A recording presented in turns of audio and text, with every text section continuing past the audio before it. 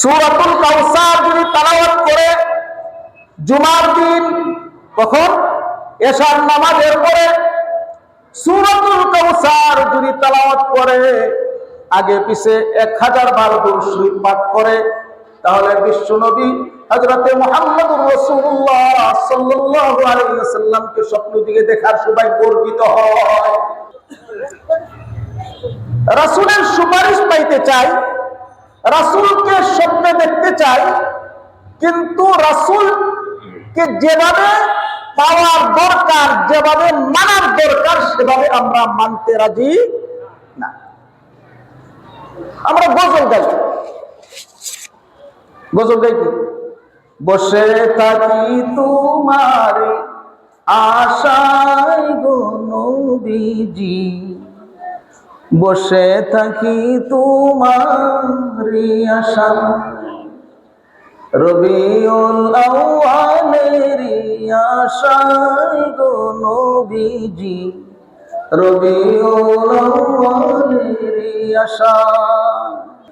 সম্মানিত উপস্থিতি, আমি আপনাদের সামনে কোরআনুল কারীমের সবচাইতে ছোট যে সূরাটি, এই সূরাটি তেলাওয়াত করেছি। অধিকাংশ মানুষের এই সূরাটি মুখস্থ কি নাই? মুসলমান যদি হয়ে থাকে তাহলে অধিকাংশ মানুষের এই সূরাটি কি আছে? মুখস্থ আছে। এই সূরার মধ্যে 40টি অক্ষর আছে। কয়টি অক্ষর আছে? 40টি অক্ষর আছে। আল্লাহর নবী বিশ্বনবী রাহমাতুল লিল আলামিন ইরশাদ করেছেন, কোন ব্যক্তি যদি কোরআনুল কারীমের একটি হরফ তেলাওয়াত করে, কয়টি হরফ তেলাওয়াত করে? একটি হরফ যদি তেলাওয়াত করে, তাহলে ওযুবিহীন যদি একটি অক্ষর তেলাওয়াত করে, আল্লাহ তাআলা তার আমলনামায় কমপক্ষে 10টি নেকি লিখে দেন। কয়টি নেকি? 10টি সওয়াব লিখে দেন। তাহলে আমরা যে শুনলাম এবং তেলাওয়াত করলাম, আমাদের আমলনামায় 10 পূরণ 40 কতটি নেকি হয়ে গেছে? 400।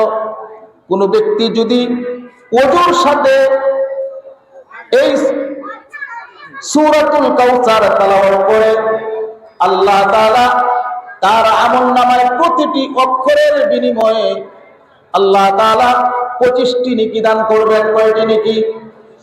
25টি নেকি। 25 পূরণ 40 কত হলো?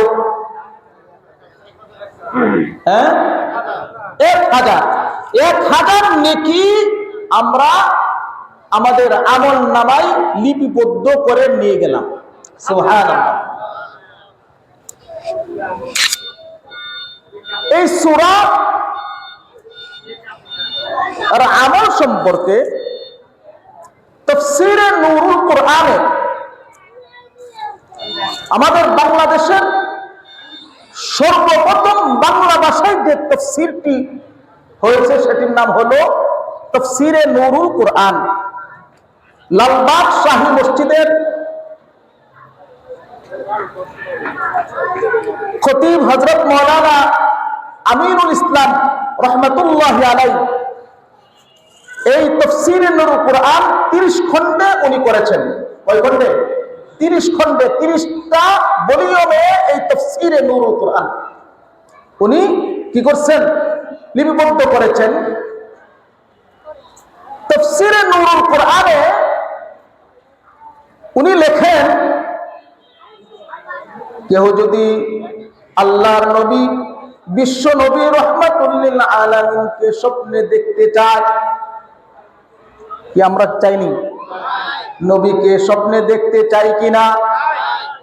কোন অবস্থায়? ভালো অবস্থায় না খারাপ অবস্থায়? নবীকে যদি স্বপ্নে দেখতে চাই ভালো অবস্থায়, তাহলে কেউ যদি বৃহস্পতিবার দিবাগত রাত এশার নামাজ আদায় করে আগে পিছে 1000 বার শরীফ পাঠ করে সূরাতুল কাউসার তেলাওয়াত করে, আল্লাহ তাআলা তাকে বিশ্ব নবীকে দেখার মতো সৌভাগ্য দান করবে। আমলটা কি খুব কঠিন না সোজা? খুব কঠিন না সোজা? খুবই সোজা। কিন্তু আমরা রাসূলের সুপারিশ পাইতে চাই, রাসূলকে স্বপ্নে দেখতে চাই, কিন্তু রাসূলকে যেভাবে পাওয়ার দরকার, যেভাবে মানার দরকার, সেভাবে আমরা মানতে রাজি না। আমরা গজল গাই। গজল গাই কি? বসে থাকি তোমার আশায় গো নবীজি, বসে থাকি তোমার আশায়, রবিউল আউয়ালের আশায় গো নবীজি, রবিউল আউয়ালের আশায়। এটা করা সুন্নি।